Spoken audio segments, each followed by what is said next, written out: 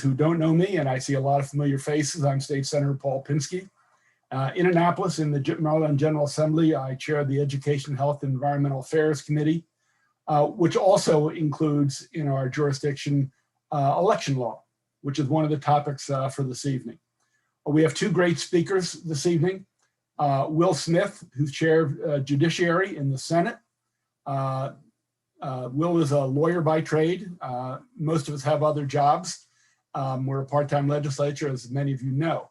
Will also is an active reservist who last year spent 7 months in Afghanistan.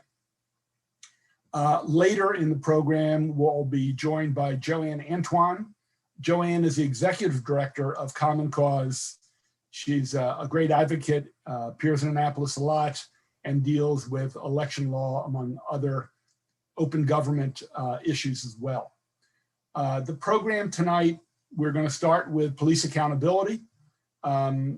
Chairman Smith will take time, probably around 10 or 15 minutes, to talk about the bills, the process for passing those bills, and how hopefully they're going to change Maryland and the police, although each day we see more and more examples of violence to citizenry. But he'll talk about that, and we'll leave 10 or 15 minutes for questions from you, and I know you're not bashful.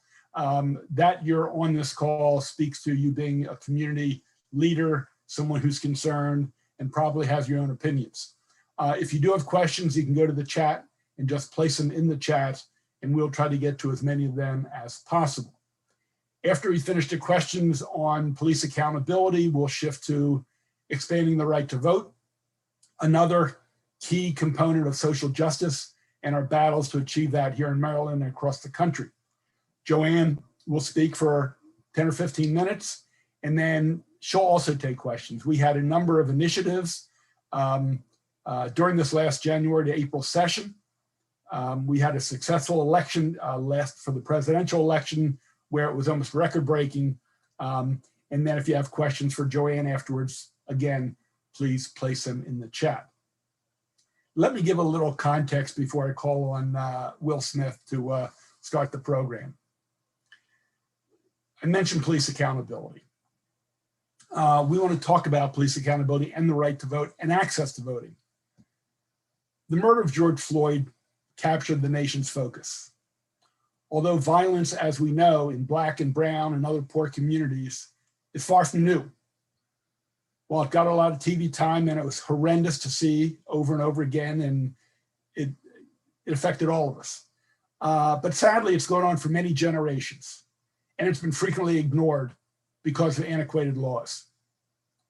The General Assembly, the Maryland General Assembly, put procedures in place to address violence perpetrated on innocent members of the community and to hold police officers to a higher standard than we currently see.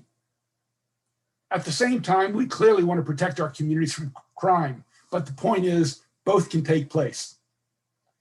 There are many fine police officers who are accepted as part of the community, particularly those who choose to live in the community. They cannot be an occupying force.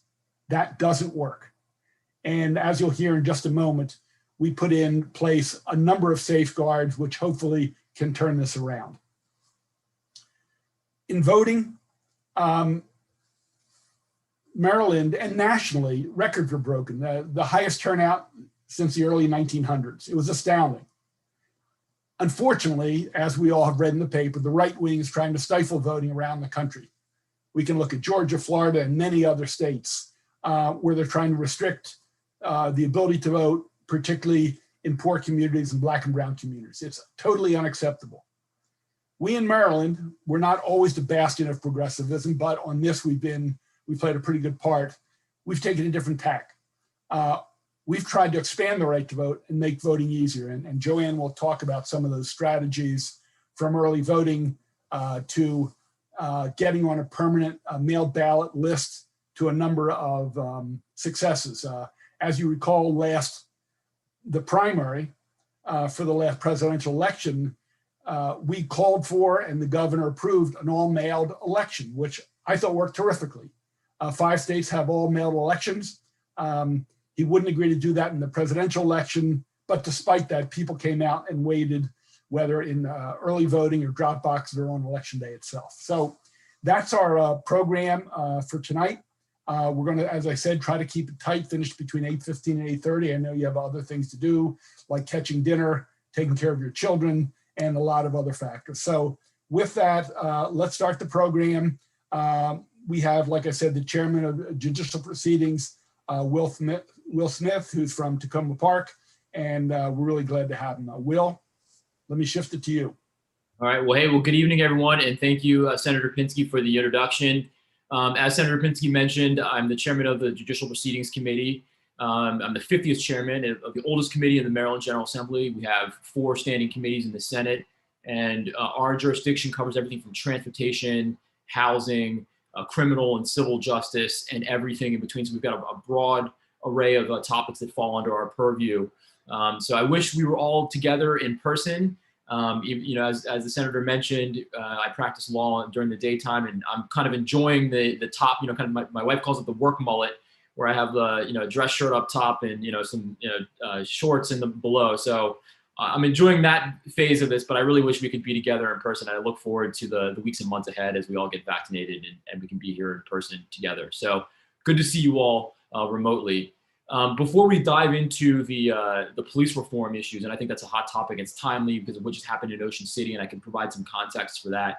I did want to kind of draw back a little bit and broaden the aperture to talk about some of the social justice and criminal justice reforms at large before we dive into the policing reform. And that dovetails a lot with what we did with Kerwin. I know this is not on education, but there's a direct nexus between what we've done with Kerwin and criminal justice. And if you just talk about the state of our economy and our education in Maryland and how that dovetails. So, well, if you look at the graduation rates, a fourth of Maryland high school students do not obtain a BA, an associate's degree, or a marketable skills-based credential within 6 years of graduating. And if you look at our economy in Maryland, you know, 2 of the 3 jobs created every day require one of those things: that high school diploma, or that BA, that AA, or that skills-based credential. And I was thinking about some of the articles that have been flipping around and some of the books that I've read in recent years. And there's an author and a kind of a public speaker, Tom Goodwin. He pointed this out in 2015 about how fast our economy is changing. Just think about it. Uber, the world's largest taxi company, it owns no vehicles. Facebook, which is the world's most popular media owner, creates 0 content. Alibaba, which is the most valuable retailer in the world, has no inventory. And Airbnb, the world's largest accommodation provider, owns no real estate. All of this to say is that our economy is changing more rapidly than at any other point in time in human history. And if the next generation is going to compete, we need to make sure that they are armed with the skills to obtain that BA, that AA, or that skills-based credential to compete in that economy, because we know where they'll end up if they don't have those skills to compete in our skills-based economy moving forward. The penultimate solution is a world-class education system. And frankly, no one in the Maryland General Assembly has figured more prominently, has been a stronger advocate, and been more successful than Senator Pinsky. So I just want to say thank you, Senator, for that, because there is a direct nexus in our work, you know, between criminal justice reform and education and making sure the next generation is prepared to go. So I just wanted to kind of give that hat tip. I know this is not on education reform, but there is a direct nexus between the two. As Senator Pinsky kind of alluded to at the beginning of the presentation, there are national events throughout our history that have captured national attention, international attention, and have kickstarted or served as a catalyst for systemic change.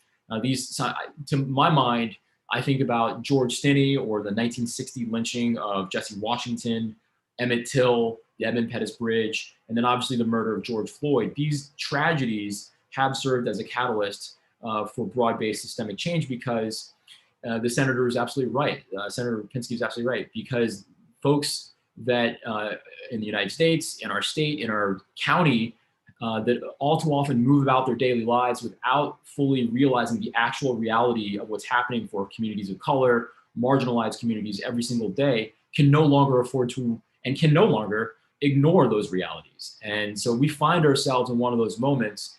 I think that's a moment of self-reflection for all of us, that it takes a tragedy like this to kickstart this movement, that we are able to have the political will matched with some of the reforms that we really desperately have needed for years. And to that end, I think that in the Maryland General Assembly, I'll talk a little bit about the process, but then go through the content. The House started a work group, which was started off by the Speaker, and then we had several hearings over the summer. We had several pieces of legislation. The House had an omnibus bill. We ultimately came together through a long, arduous process, and we produced what is indisputably the most broad-based reform of policing in Maryland in our history and throughout the nation, and I think will serve as a model for the nation. That does not mean that we are done, and that does not mean that there is so much more work to be done. But you have to acknowledge the historic nature of the work that we did to seize upon those lessons and apply them to the future so that we can be successful and we can identify the opportunities and the work that we need to do going forward. So it's not a matter of saying, hey, we've done a great job, let's pat ourselves on the back. It's a matter of saying, look what we did, let's learn from it, and let's take it on to accomplish the goals that we need to move forward in the future. So I'll just go give you the kind of the 30,000-foot view, and then I'll come back and drill down on some of the specifics and tie them to some of the current events. First off, the biggest, probably the reform that garnered the most public attention or press attention was the repeal and replace of the Law Enforcement Officers' Bill of Rights. You've already heard that was been on the books. Maryland was the first state to put that on the books in 1974, and we're now the first state to repeal and replace it. People kind of conflate a lot of things. So obviously when an incident happens or an incident of misconduct happens, there's the criminal sphere, there's the civil side, and then there's the administrative side. The Law Enforcement Officers' Bill of Rights is the administrative process by which law enforcement officers are disciplined. And a major element in terms of the hurdle of reform for the Law Enforcement Officers' Bill of Rights historically has been the power of the FOP, the police unions. And for me, as a Democrat, I hold the labor movement near and dear to my heart. Fair wages and safe and sanitary working conditions. These are something that I think all of us today hold near and dear to our heart. But when unions or anyone, frankly, can collectively bargain for things that run afoul of the public interest, I think we have an opportunity and we have a responsibility and obligation to stand up and make right on that. And if there's a law professor from Harvard University, Benjamin Sachs, he's actually from Baltimore, but teaches up at Harvard. And he's been a prolific writer on police unions. And he's been kind of my North Star throughout this entire time. And he literally said, that's his thesis for a number of his law review articles, is that we have an obligation, we in the labor review movement have an obligation to say, look, you've gone afoul here. You've collectively bargained for things that run afoul of the public interest. And that's exactly what we did. So the first thing we did was say, look, the disciplinary process can no longer be collectively bargained for. It cannot be subject to collective bargaining throughout the state. There are 24 jurisdictions in Maryland, one major city, Baltimore, and 23 counties. So no longer will you be able to collectively bargain for things with the disciplinary process. We also streamlined it and added elements of citizen involvement. We'll talk a little bit more about that. I suspect we'll get some questions on that later. Citizen involvement for the disciplinary boards and for the review process. And so these are significant steps forward, and we've built a framework that will not go into place for another year or so, because the effective date of this piece of legislation is kicked back another year. So I'll just highlight those two things, and I can see some heads nodding about the citizen review board stuff. So we'll talk more about that coming up. The second piece that was, I think, very significant was Anton's Law, and that is access to law enforcement officer disciplinary records. And so what we've done is basically remove that veil. Law enforcement officer disciplinary records were part of their personnel file. And personnel files for all state employees are not subject to MPIA, the Maryland Public Information Act, kind of our version of FOIA. And so there was no way you could get access to those. So in the case of Anton Black, his family sought to get information and details about that officers that were involved and got nothing. And so what we've done is say, look, these disciplinary records are no longer going to be part of that personnel file and will be subject to the Maryland Public Information Act and discoverable. So you'll have access to that information We've added an ombudsman to screen and help facilitate the custodian of records sift through that process. We can talk a little bit more about that. I see some heads nodding there as well, but that's significant progress.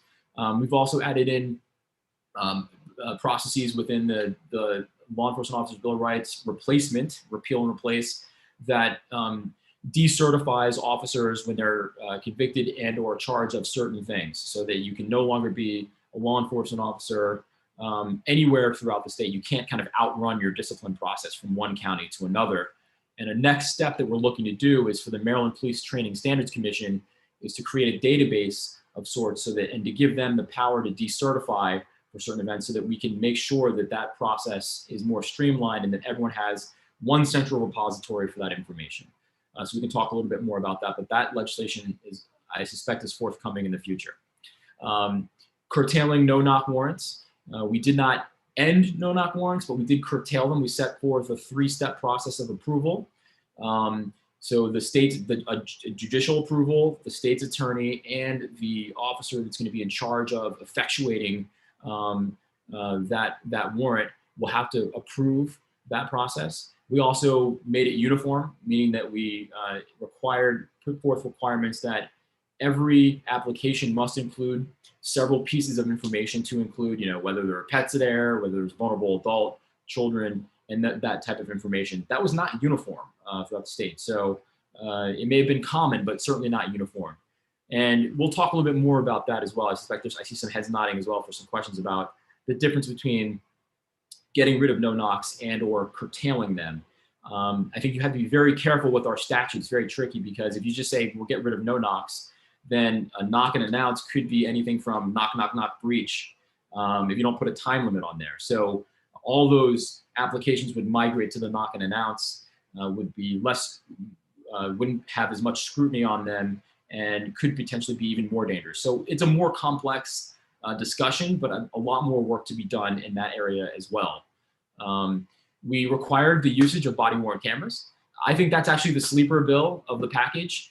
Right now, only 3 jurisdictions require it. That's Baltimore City, Baltimore County, and Montgomery County require it, of the county-wide jurisdictions. We have mandated that every single department will have to have it by 2025. And I think, honestly, again, that's it kind of went through without much fanfare, but that's, I think, the sleeper bill in terms of accountability. Law enforcement officers like it. Obviously, we like it in the public because we're going to have access to more information. And when you're being recorded, when the officer is being recorded, you tend to make sure you're on the up and up. So more work to be done there, but I'm really excited about that. We demilitarized the police in the sense of curtailed their involvement and acquisition ability for that 1033 program, which is a federal program that allows local jurisdictions to acquire military-grade equipment at the price of shipping. There's a sheriff up in Frederick County that is quite fond of the acquisition of that program, and shows off a couple of the vehicles that are very militarized, armored vehicles. Likes to show that off. To my mind, I served in the military in Afghanistan. MRAPs and those types of vehicles have no place. Rocket launchers, armed drones, things of that nature have zero place in our community, used for force projection and frankly, intimidation. And honestly, while I want our law enforcement officers to be able to accomplish their mission in a safe way, the militarization of our police force is simply not the way to go. Expanding access to mental health required that if you have a tragic incident or something that would be that would cause some sort of mental stress, that you would be required to have some sort of a screening.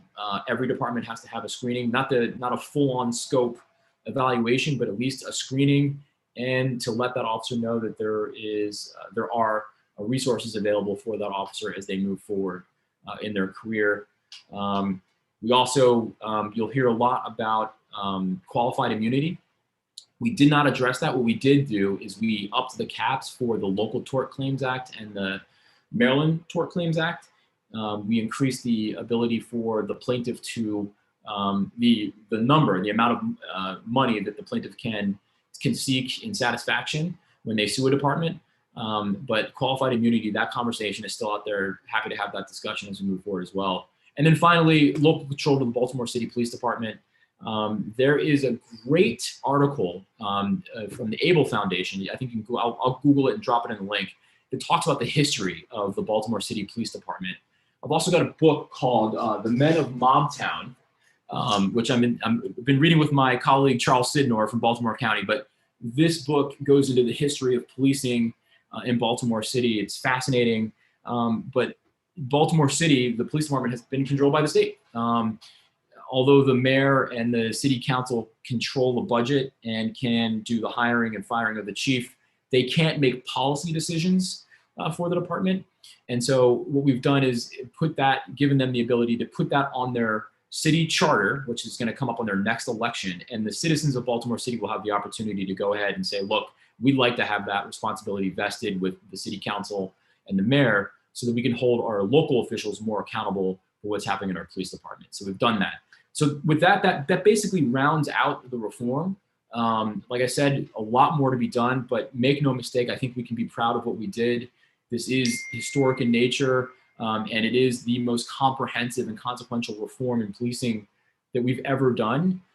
Again, I qualify that again and again and again. That doesn't mean that our work is done, but I think we need to capture the lessons from this session and apply them to the challenges in the future so that we can continue to make that reform and success. And we can keep that top of mind, not only in the press, not only in the psyche of those outside, but also for the legislators that are going to come back for one more session before the election. There's still a lot of work to be done, and I feel good about where we are. And I'm sure the advocacy groups will keep the pressure on. So with that, Senator Pinsky, Paul, I'll rest there and take questions. Okay, thank you. Let me first acknowledge the presence of my Vice Chairman, Madam Vice Chairman, Cheryl Kagan from Rockville. Cheryl's joined us, so thank you, Cheryl. Before I take I see we already have 3 questions. You know, Will talked about access to records. And that became a question with Antoine, the murder of Antoine in Eastern Shore.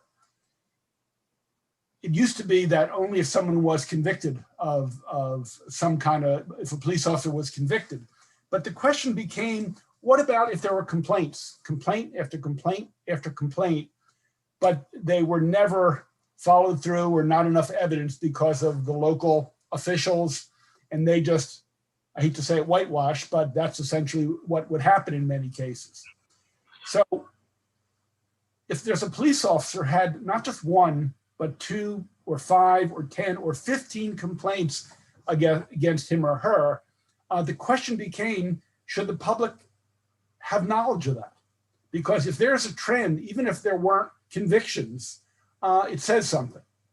And we had a long debate on the Senate floor, and people said it's going to ruin their careers.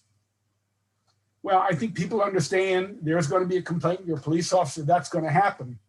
But there shouldn't be 5 or 10 or 20, particularly if you've gone from one police department to another. So that's part of what Will and the Senate and the whole legislature took on, those kind of issues of trying to balance the rights of the police officer, but the rights of the public, which is exactly what Will said of balancing that. So we made some very strong efforts forward, which I have to say were resisted by numbers of people. Okay, with that first question, Chairman Smith, the question is, undercover police officers, will they have to wear body cameras under the statute? I mean, how does this affect them? So no, actually, that's funny. We had that discussion in committee, and so the bill that we passed that will become law is only for officers that regularly interface with the public, and so not including undercover officers. That's not something that was pondered in the legislation. Something that, again, we're going to have to go back and look at. So that's not covered for the undercover officer. Okay, another question, and I'm sorry, I don't have the name of the person who offered it. And this has to do with the curriculum being used in criminal justice classes when future police officers are trained. Will that change? You know, we saw what happened in New York with a stop and frisk and a broken window and those micro crimes, and I put quotes around crimes. We'll talk about preparing police to to have that gun and that shield and all of that power. Sure. So the Police Training Standards Commission establishes the floor for all the academies across the state, and so they set the curriculum, and we added things like implicit bias training and the like.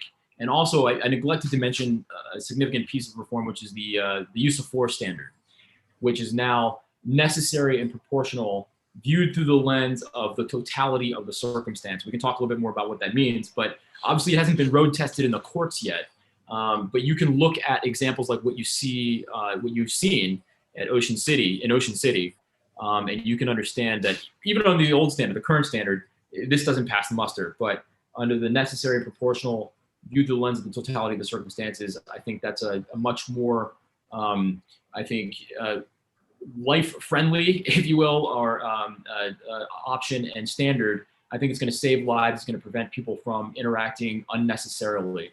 But for the training piece, it's the Maryland Police Training Standards Commission, and we put forth some more classes and training requirements. The most specific one is for the implicit bias. But I'll say this: as we move forward, and next year we're going to probably add some more training requirements, we're going to have to lengthen out the time that it takes to get to the academy. And we keep adding on training, which is important.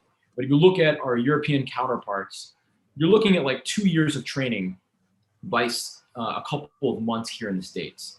And so we're gonna have to look at the time and the money and the resources that we're gonna need to train our law enforcement officers. And I think that's where we're tilting toward, but we need to really have a broad discussion on lengthening that training pipeline, which a lot of folks in law enforcement are not gonna wanna hear. But again, if you look at our European counterparts, I think our training pipeline is like a fourth of the time. And so you really need to start learning some of those lessons. And as we add on more and more requirements, we're going to have to invest that money, and it's going to be well worth it. I mean, it's proven. So you've got the data points from all across the world. Frankly, I've got a great podcast that I was listening to. It's a podcast called An Honorable Profession, and so I was just listening to it this morning. I'll drop a link into that as well before I get out of here. That talks about that training pipeline and the success that the Australians have had. So I can pass that along.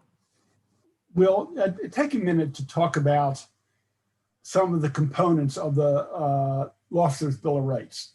You know, one thing, as I understand it, and this is not my expertise, it goes to Will's committee and not to our committee. My understanding is they could not be interviewed for 5 days following an allegation, which meant, you know, you don't get it while it's fresh. You can't put a little pressure on them, and they are in a cocoon and protected without having to undergo any kind of questioning from the administration. So I know that's one, Will, and I know there are others. Give a few examples of what we removed and what protections they had, which clearly were just pretty outrageous. Sure. So it dealt with, so it's the administrative side of the house, which oftentimes dovetails with a criminal investigation and or something civil. So it deals with everything from, you know, whether someone can be, the timeline until someone can be interrogated or interviewed, which you'll remember in 2016 after Freddie Gray, we brought it down from 10 days to 5 days. You know, that was one of the parts of the big reform. But you know, it also deals with who can be in the room, who can interrogate, what notice you're going to get. Are you going to have representation? Are you going to have access to the files? What can be disclosed? Is that record shielded? All of those things were comprised within that part of the statute. To your point, that 5-day window. So look, you're right. It gave people 5 days to kind of get their story straight and to collaborate with others, so that there was a consistency. But the counterpoint to that, people would argue, and people did argue, is that the nature of investigations are such that you would basically talk to everyone else before you talk to that officer anyway. And that frankly, a lot of times you would hold off on talking or compelling a statement from that officer because you would be afraid to taint the criminal investigation because of someone's Fifth Amendment right. All of those things factored in, but ultimately we came down to a process that kind of did away with the shielding and extra protection of an officer. Obviously, the person that's investigating is going to make that decision as to whether to compel an officer to speak if there's an ongoing criminal investigation, that's probably not going to happen. And so we've basically done away with a lot of those extra hurdles that obviously have been collectively bargained for and shielded people from real accountability and transparency. Again, we had no idea what was going on with those. And a lot of times these investigations were lingering for years. And so you play a lot of games with retirements, things like that, different reassignments. And so a lot of games were being played and there was really a lack of accountability. I think this will streamline it by having citizens more intimately involved. And we'll talk a little bit more about that. I know I saw some questions on that, but having civilians more intimately involved in on the top line process of reviewing some of the complaints and going forward and having access to those records. So. Okay, let's take another question from the audience. Then I want to come back to you, Will, and talk about what role the community does play. We're going to have to move on to the next second part of the program in just a moment. So can we unmute Bill Orleans? Bill, you have a brief question? You need to unmute, Bill. I do. The letter sent. Can you hear me? Yes. We can now.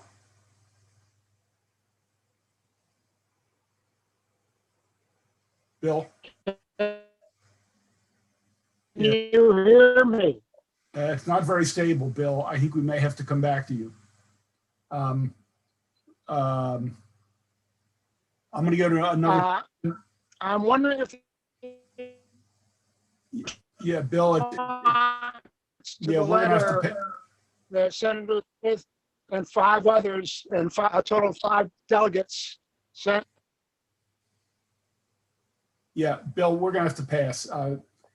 Send it to our office and we'll get Senator Smith on it. Another question.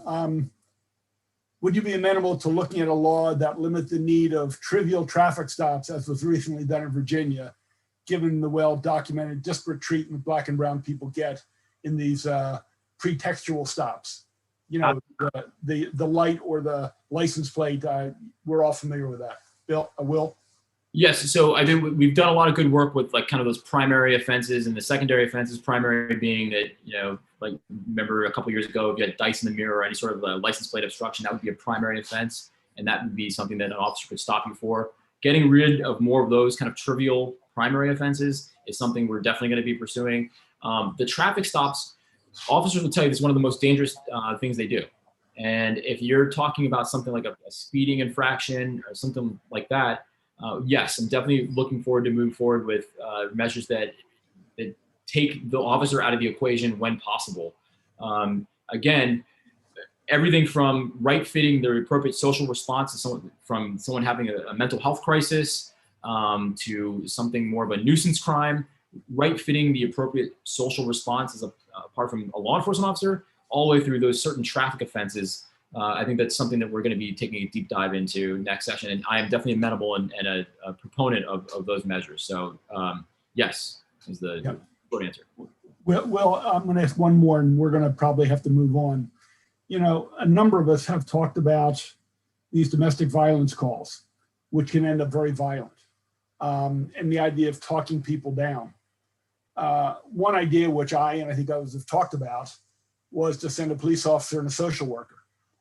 Not just 2 police officers with guns drawn, to integrate people who de-escalate rather than escalate as playing a role in that. Did that or other kind of reforms come into the conversation in your committee or in the House to try to take an institutional systemic view where we can actually reduce the potential for violence? Again, so that's exactly, I think that falls under the rubric of like those lessons learned and kind of the work undone and yet to be done. We did have a healthy discussion on measures like that. And I really do think that's kind of the chapter 2 of policing reform, which is getting rid of some of these nuisance crimes, talking about those primary offenses, but also looking into co-responder programs, looking into CIT, crisis intervention teams that can respond. There are a couple of jurisdictions in Maryland that are doing some innovative things. Places like Ithaca, New York, there's a young mayor up in Ithaca that's doing some really fascinating and innovative things in terms of the appropriate social response. I can drop, again, I'll drop some more, a link into the chat for that as well before I get out of here. Yes, we did look at that. We just didn't have time with the package that we put through, which is primarily focused on kind of after the fact, frankly, kind of the ex post. And so I think the next chapter is dealing with before there's an initial interaction. We're at the last question, and it brings us back to segue. The person says, can you talk about the restoration of the internal trial boards as opposed to community oversight boards? So this gets to that question of what role the community, what role the administrative process, what is the right balance that gives a community voice when outrageous behavior is being done by police. Hopefully they're outliers. Hopefully it's not so interwoven with the whole police force. We've seen major problems in Baltimore, the gun task force, gun trace task force. So just to end, Will, with what role the community in reviewing and having oversight. Sure. So what we ended up passing on, and remember the effective date on this is kicked out, and I'll be quick because I know we're crossing over here, but the effective date is kicked out another year. So we're going to have another session to kind of tweak a little bit of the process here. But essentially what it does is it establishes a civilian oversight or police accountability board, which will be civilian participation. And that has to be done in all 24 all 24 jurisdictions. And so there'll be administrative charging committees, and you'll have civilians involved in each one. Now, they don't get ultimate say, and it's not full civilian control. The legislation that wanted full civilian control of that piece was put forward and ultimately didn't pass. And I voted for it in committee, but I understand the difficulties there. If you're trying to get a uniformity system throughout the entire state, I voted for it, but intellectually I understand both sides of the issue. And I think we're going to have that discussion next session. So stay tuned for that. Again, the effective date for the repeal and replace is a year out. So, we'll still have opportunity to revisit some of those discussions. I'll also drop a letter in. I know we're running short time, but I'll drop another link in for the letter that I kind of discussed the merits of those civilian oversight boards, a couple NPR articles, a couple other academic journals that kind of discuss both sides of it. But ultimately, I think that's what you want. You want more civilian input, involvement, and control and oversight. And so we'll be looking at that next session. So to the people who are participating tonight, you have more time. In other words, before January, if you are someone who really reads about this, are interested in this, have some creative solutions, you should forward them. Will's committee and also in the House, they do look at those ideas. And since we have a year to further implement, and even when a bill gets passed, many times we go back and tweak it.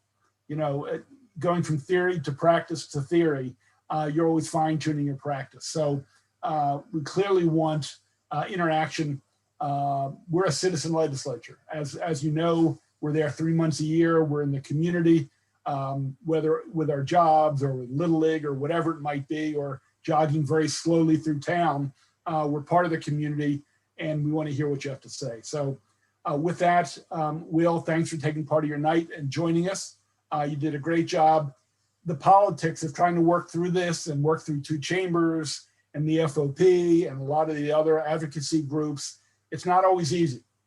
We got to get enough votes to pass these bills. And while we may be very supportive and energetic about the bills, not everyone is in the same position. So Will, thank you very much. And we know you have a young child, a year and a half, 2 years to deal with if they're not in bed yet, and probably to catch some dinner. So thanks, Will, for joining us. Thank you. Good to see you all. Have a good night. Okay, we're going to shift to expanding the right to vote. Opposed to states, like I said, Georgia, South Carolina, other are trying it in the Southwest and all over, Michigan and some other places, to restrict the right to vote. We've had numbers of advocates who have been on top of the right to vote, really being a voice for the dispossessed, the voiceless. Joey and Antoine appears before my committee frequently on open government, transparency, and expanding the right to vote. So we're going to go into welcoming Joanne with us today, and she's going to talk about what we did and what we still need to do, because in both these areas, we haven't truly achieve justice and equity for all. We made some steps and we're going in the right direction, but it's far from over. So with that, Joy and Antoine, welcome. Yes, good evening, everyone. Good evening. And thank you so much to Senator Pinsky for inviting Common Cause to be part of this evening's social justice town hall. You know, I think when we look at the General Assembly, especially in the Senate, we have a handful of democracy champions. You know, Senator Pinsky really is one of them. We can always count on him to and at least listen to us, also champion our reforms. There are some other folks who are here as well. Senator Smith, who was my senator here in District 20, who championed automatic voter registration, and Senator Kagan, who really is the election expert of the Senate, right? So we are grateful for your leadership and for your commitment to not only protecting the right to vote, but expanding access for Marylanders throughout the state. Now, for those who are not familiar with Common Cause Maryland, we are a nonpartisan grassroots organization that's been working here in the state for just about 50 years, working to ensure that our democracy is working for every single Marylander, you know, that our elected and appointed officials, that they're working on behalf of our best interest, and that you all are able to have your voices heard in the political process. You know, and when I say voices heard, it's not just at the polls, but being able to participate in local government, in the generalist, you know, during the legislative session, even in the middle of a pandemic, and more, right? But being able to be part of the decision-making process throughout the state. So we work, again, on a small niche of good governance reforms, and obviously voting rights really is at the heart of our work. So when we think about 2020, and I don't want to dwell on 2020 too much, it was an exhausting year, you know, and I send love to everyone if you experienced any heartache, if you are trying to navigate our horrible unemployment system and so much more, right? But in the midst of all of that, I think there was a shining light, right? We somehow managed to conduct 3 elections in the middle of a pandemic, right? And I say somehow because honestly, it was exhausting for advocates, for elected officials, and for our election officials, right? And I think, you know, without going into detail on every single election, just keeping in mind that we had a special general election for Congressional District 7 for the late Congressman Cummings. We had a primary that was moved back. And in that case, the governor did make the right decision. He decided to mail all eligible voters ballots, but unfortunately, we had scaled back our in-person option. So Prince George's County, I think you only had 4 options during the primary, which we know is not a good idea, but again, keeping in mind that the board was trying to do everything they could to flatten the COVID curve, right? And we learned a lot of lessons from the primary, and in the general, we made some improvements. Granted, we did not want to mail out ballot request forms. We wanted you all to receive ballots as well. But again, you know, voters overwhelmingly, you know, used the secure drop boxes. People were able to access an in-person option, and we were able to, you know, navigate a lot of those issues, right? And I think we learned some major lessons from 2020, right? I think some of the biggest pieces for me is that we proved that mail-in voting has the potential to increase participation here in the state. You know, we've had a lot of conversations about mail in the past. I think there were attempts, you know, to pass a study. Rockville had actually just came out of conducting its first mail election and near doubled participation in a municipal election, which is huge, y'all. People don't vote in municipal elections at all, right? So going in, we knew that there was going to be interest in mail and that we possibly weren't ready to shift to a full-on mail process with in-person options, but that we needed to do all that we could to strengthen our mail-in voting process right now. We also know that we needed to expand access to in-person voting. Maryland voters are overwhelmingly voting early, which is great. But even with 8 days of early voting, people face a lot of hurdles getting to a poll. So wanting to increase time, locations, and even looking at the number of days, which is actually championed by Senator Kagan, again, similar to what we see in the For the People Act, where we want to expand to at least 15 days, right? And in addition to that, we know that we need to invest in voter education and ensuring that voters are able to access information on voting regardless of where they reside. And this is whether or not they're on campus, away from home for whatever reason, or temporarily incarcerated, right? Making sure that these voters have access to that information. So, I think I'll be honest, going into session, I did not know what to expect. Remember, we're in the middle of a pandemic. Session is remote. We are more focused on watchdogging the process than anything. So we did not expect to pass major reforms. And the very opposite happened, right? I think we've set Maryland on path to, in the near future, shifting to a vote by mail program with expanded in-person options. So what I'm hoping to do is walk you through some of the bigger bills that passed. Again, there are a lot of election bills that are introduced every session. A lot of times they don't move because there's no time. We run out of time, but I'm hoping that we can get to some of these in the future. And I'm adding them. Oh, I can't add it to the chat for everyone, but I'm sending it to Ian, which is just our legislative review, where you can kind of see some of the bills. And, Senator Pinsky already touched on this. Obviously, we are seeing attempts all throughout the country to suppress specifically the votes of Black and Brown people. I don't think Maryland is any different. Obviously, we're a nonpartisan organization, but we saw Republicans coordinated in a way that I've never seen before this session. We saw bills like the Integrity Act introduced, but I think you all can feel secure in knowing that your legislators do have your back and that they won't let those bills move out of committee. But I'm going to walk you through some of the bigger bills that have passed, right? So again, we've worked to strengthen our mail-in voting process. Just by a show, I'm saying show of hands, I'm thinking I'm in a room, but again, I'd like to say by a show of hands, if you voted by mail-in, you plan on voting again, right? I'd say if you're able to raise your hand, right? I know that there's going to be an increased interest, and I think we've managed to pass some huge bills that were championed by folks like Senator Kramer and Delegate Wilkins in the House.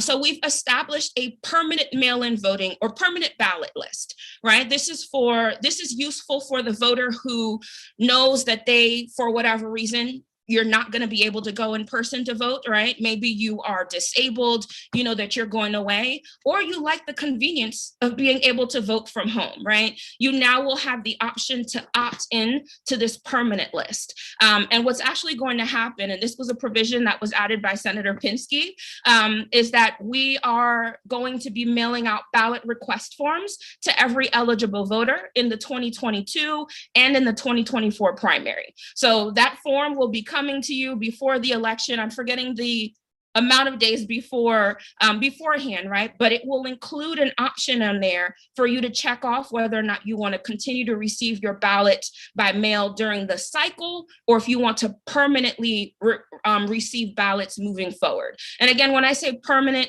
there is always the option to opt out. There are provisions in the bill that ensure that you're getting a heads up, right? A reminder that you've chosen to vote using this method, and for you to be able to update your information. And there's actually some provisions in there that require testing for usability. We want to ensure that when these forms come to you at home or when you're using the online system, that you're able to clearly understand it, right? And that you are not accidentally or unintentionally opting into a permanent list because the way that the form is laid out isn't clear, right? So again, we are not only expanding the permanent option, we are working to improve our mail-in voting materials, and hopefully in the near future, improving the envelopes and so forth, so that you are able to, what they are when it comes in the mail.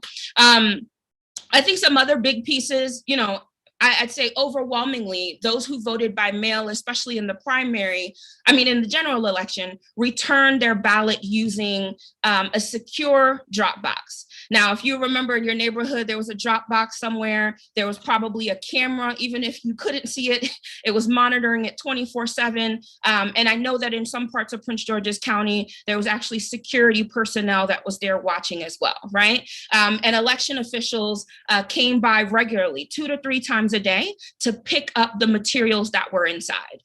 We know that voters overwhelmingly love them. We've also purchased them, right? So they are going to be available all throughout the state in all of our elections moving forward. So 300 drop boxes, obviously secure again. There's provisions in the bill that ensures that that every voter who wants to use a drop box, that you're actually able to access it. We know that unfortunately there were voters, for example, who were in a wheelchair, and maybe because of the placement of the box, they weren't able to get to it because of the curve, right? So obviously we have to do our parts and flagging these types of issues for election officials as well, if we see them in 2022, but for the most part, they are going to be accessible. And again, I stress that they're secure. And then there's other pieces in there, making sure that there's precinct level reporting and so forth. But, all of these things, again, set us on path to not only strengthening our mail-in process, but, exploring what a vote by mail program would look like.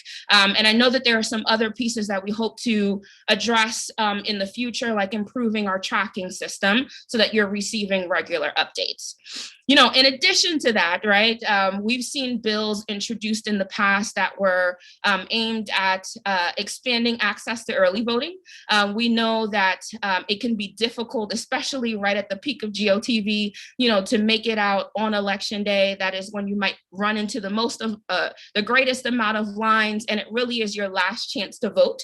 So we want to make sure you've got enough time beforehand to go make your voices heard. So there were two bills passed. One that expands or increases the amount of time you have available per day to vote early. So when you think about the presidential election, our early voting locations would open at 8 a.m. and close at 8 p.m. But during gubernatorial election years, right, our locations opened at 10.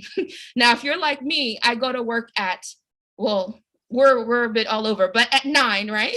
So if I'm driving out to Annapolis, it's safe to assume that it might be difficult for me by the time I get home, to go to a polling location. It's even more difficult for my neighbors who work 16-hour shifts, who on weekends don't have access to regular public transportation and so forth, right? So we've actually we've added an additional 3 hours to early voting, which is huge.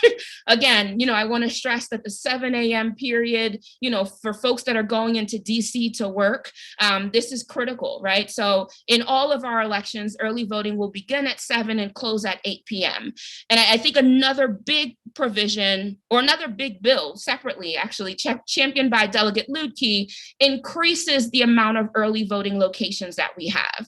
So here in Montgomery County, for example, we've had a lot of voters, especially in the areas like White Oak, that had reported, not having to travel long distances to be able to get to a vote center, again, limited public transportation on weekends and so forth.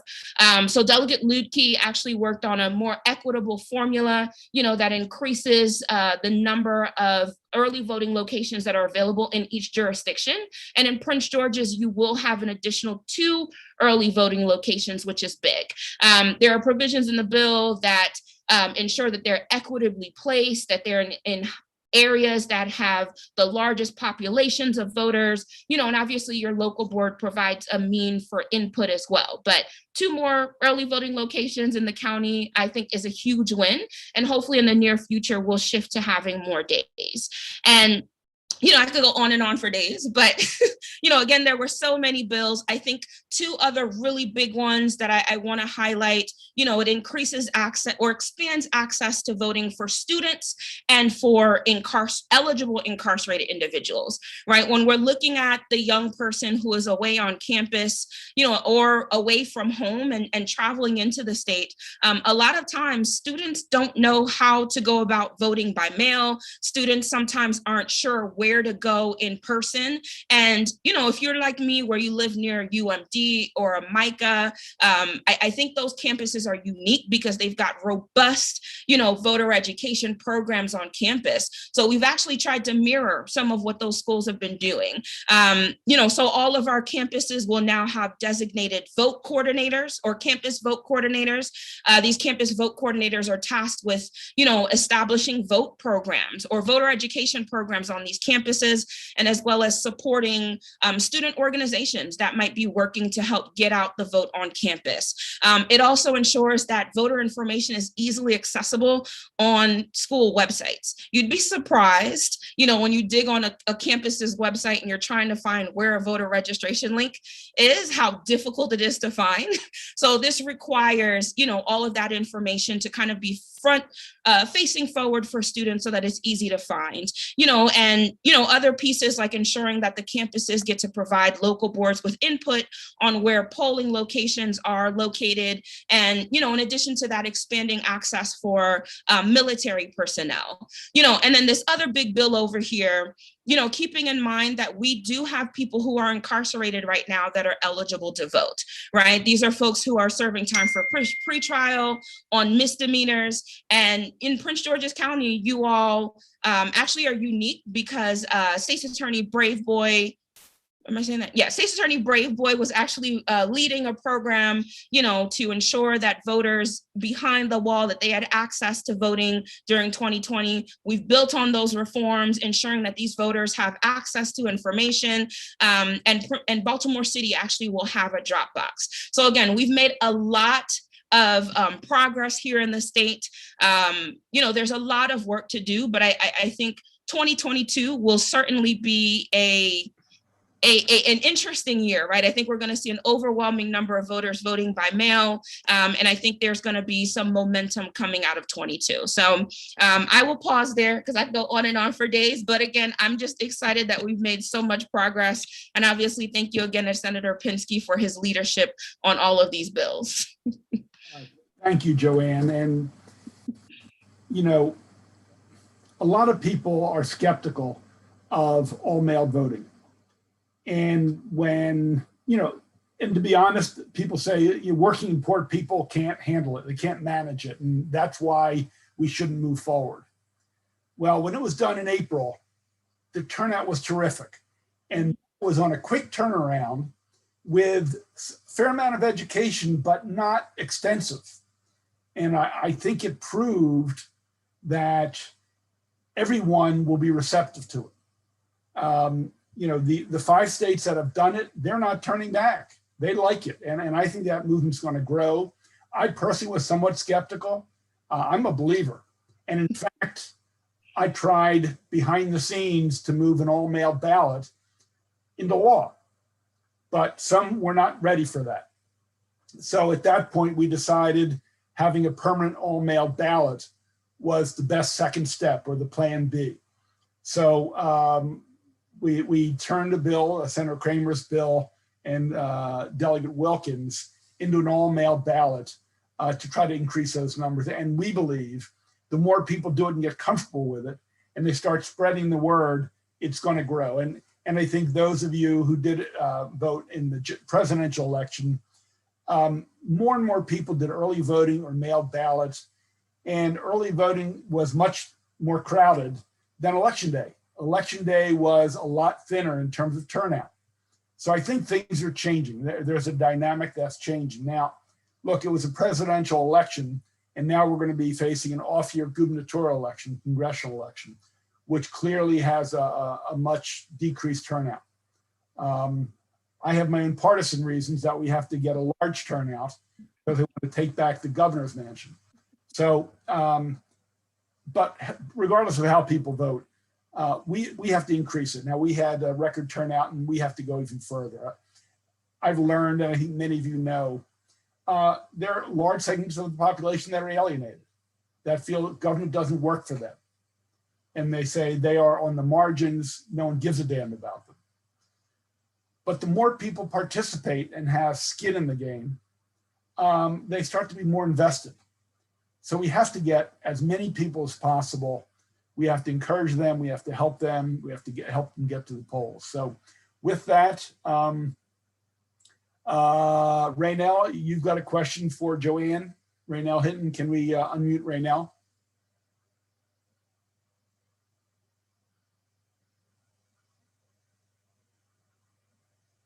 Hello? Yes. No, she asked if you was going to vote by mail and to raise your hand. So that was my way of raising my hand. Thank you. Um, Other questions, whether you want to put it in the chat or you want to hit the hand raise. I'm sure Joanne is willing to take on any questions.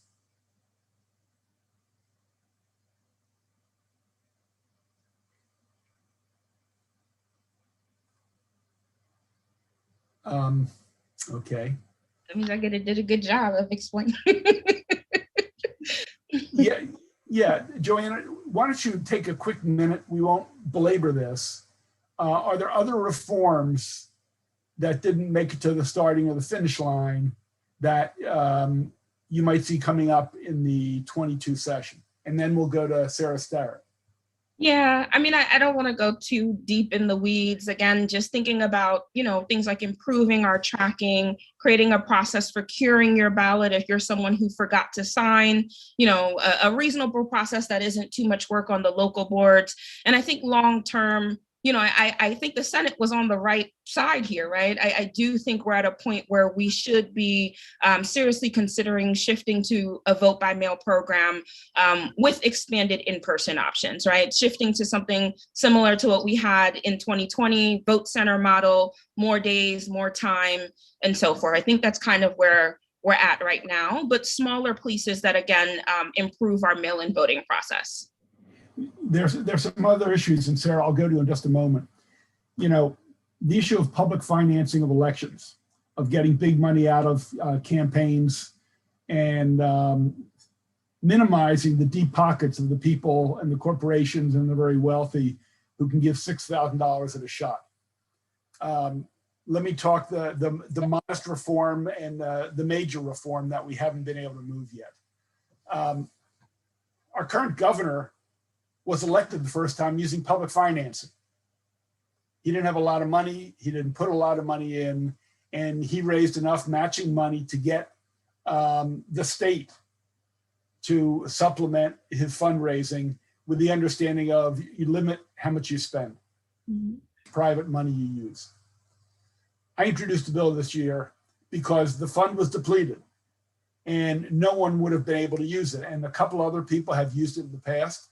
I think Heather Mazur used it. I think Rich Madalino have used it in gubernatorial runs. So I introduced a bill to replenish it and have it available for people, regardless of the party. I think it's the right thing to do. We have to move away from private fundraising. It takes too much money. People are indebted. It's just a bad way of doing things. Maine has used public financing as a state for over 15 years. Now, just 2 weeks ago, the bill was in front of the governor, and he has three choices. He can veto a bill, he can sign a bill, or he can just let it become law. So this great moral leader of our state decided to let it become law without signing it. And here's a person who actually used it to get elected, but did not have the guts to put his signature to it going forward for other candidates. The other issue is public financing for all state officials running for office. Now, the Supreme Court has already ruled that you can't limit people, so it's got to be voluntary. I think that system has to be available. Montgomery County's implemented on a countywide basis, extremely successful. Howard County is about to, Baltimore City is about to do it. We've got to get public money out. We got to allow people to say, I'm running on clean campaign money. And some people say, should we use taxpayer money for it? Well, if you allow deep pockets, big money, the taxpayers are going to pay for it anyway in tax law and the lobbying that comes with corporate money. So I've been the lead sponsor of that for 15 or 20 years, and I'm not going away. I'm going to continue to raise hell on that issue. Let's go, Sarah Starrett. Can we unmute Sarah? Thank you, Paul. Can you hear me? Yes. Thank you guys so much for presenting this. Both of these panels have been very, very interesting. My question is actually about the veto process. I don't really understand how it works in Maryland. It's not about any particular bill, but I had read that Governor Hogan vetoed, 20 bills, 40 bills, a very large number of bills. Can the legislature come back early to deal with those issues, or do they have to wait until next January? Great question, Sarah. The governor can veto a bill. Some of the bills they veto are because they're duplicates. The House and Senate both passed a bill. There are some where the Attorney General says they're unconstitutional or technically wrong. But then there are vetoes on policy. The governor vetoed the Kerwin Commission, the major reform for schools to try to help every child in every zip code in the state. He vetoed that. Now, the legislature can either take it up as the first bit of business the following January, or if the presiding officers choose, we can come in earlier. That sometimes has complicating factors with it, Sarah. So last session, there's one other option. If you complete the passage of a bill more than 10 days before the end of session, you can present it to the governor and he's got 10 days to make a decision. In which case, if he vetoes it, we get a shot to override the veto before we leave that 90-day session. And in the case with police accountability, actually, the governor, it was presented to him, he vetoed 1 or 2 of the 5 bills. We had a supermajority to override the veto, and it has become law. So the answer is yes, we can come early. There's sometimes political questions and decisions of doing that. People are on vacation, the votes are slim margins in terms of supermajority, but it can be done. Other questions? I have a question on another issue, but let's hold with elections just for a moment. Any questions anybody might have? I did just want to flag that, remember that Prince George's County has a public financing program as well. It has not gone into effect yet. Your council has not began funding it yet. I can send more information, but Prince George's did become the 3rd jurisdiction, and it could really be a game changer, for your next council election. So I wanted to lift that up, since that is where we actually ended up facing the greatest amount of opposition, with these programs. Yeah, although unfortunately they dated the implementation not till I think 2026. So that's a problem. Other election issues, there's one question here I see, which is not on the topic, but I'll answer it anyway. Someone asked, what about the school resource officers issue in schools? What happened to that issue? What's planned for next session? This has been a big debate. Should there be police officers working with the school system in our schools? Currently, the law is every county can decide to use them or not use them. Some counties have said they're not helpful and are deciding to remove them. Some think they're an asset. I personally think I've seen in some schools where the police officer is respected and a friend in the school. And if there's a problem coming up, students actually go to him or her and they can head off problems. I've also heard of schools where they use their authority and power inappropriately. So I think it's a challenging issue. We want to have our schools safe and our children be safe. And we want to minimize any kind of problems. I do not want guns in the schools. I do not want to make our schools military places. I don't want to have metal detectors. A number of years ago, there was a major effort to, after there was a shooting in Southern Maryland, a young woman was killed. And there was a big, heart-wrenching, we've got to take care of this problem. We got to make sure police can get into schools. We have metal detectors. We have all of this. And I felt so much time was spent on the response to a mass shooting.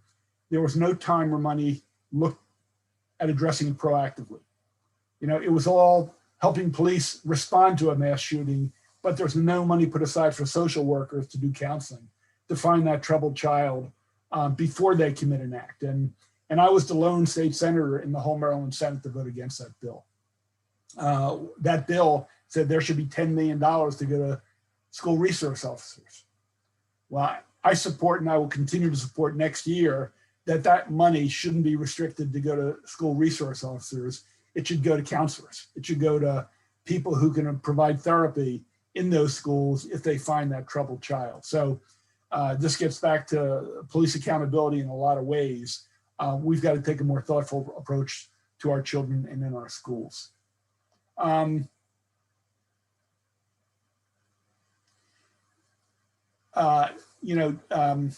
Will has left us this evening, and I know there's an issue about cannabis. It's come up in a couple of ways, the legalization of cannabis and also of students being arrested. It has been decriminalized. There are fewer arrests for holding small amounts. The legislature chose not to legalize it for recreation. I think that's on the horizon, and it may be taken up next session. Anissa Caldwell has a question, and then we're going to get close to wrapping up. Can we unmute Ms. Caldwell? Good evening, Senator Pinsky and everyone else online with us. Thank you. I had a quick question. You're welcome, sir, regarding, and I'm sure this is more along the lines of what Senator Smith does in JPR, but I wanted to know your opinion. In some states, we've seen a surge in what is called the ghost cars for law enforcement agencies, where the decals are hidden and the cars look like plain cars, but they are strategically placed to kind of catch people or just, it seems like harassment. In the state that the congresswoman I work for represents, in North Carolina, it's more of a harassment thing. That's what the community is saying. And so with all the progress that has been made regarding law enforcement and police reform this past session, all that there is to come, do you see a tactic like that being adopted to kind of circumvent the progress that has been made? Anissa, first of all, thank you. I have a perspective that when I'm not familiar with something, I use a Chinese proverb, no investigation, no right to speak. So I saw your question and I hear your question. And look, no citizen should be harassed for any reason. And, cops shouldn't be able to cover their badge or cover the license plate. And I'm not familiar with the ghost cars. I'm not. Is there a circumstance where they are needed, where they're undercover? There may well be. I just am not familiar with it, Anissa, but I'm more than happy to bring it up, share it with Senator Smith, and we can pursue that offline. So again, it's new to me. I hadn't heard the term, and I'd be happy to have more information about it. I don't know how widely it's used. Clearly, there have been a lot of problems in Baltimore City and in Prince George's County. Not surprising where there are large Black and brown populations. So, any information would be helpful to me, and I can pass that on. But as I said in the mailing, we started, but we're far from done. Social and economic justice, which I think go hand in hand, when people don't have decent housing and it's segregated housing, which is probably because they don't have a decent job with a livable wage. Some people resort to bad behavior. And I think as a senator representing this district, I believe we have to take an all-inclusive approach. We have to deal with police accountability. We got to deal with economic justice. Inequality is outrageous.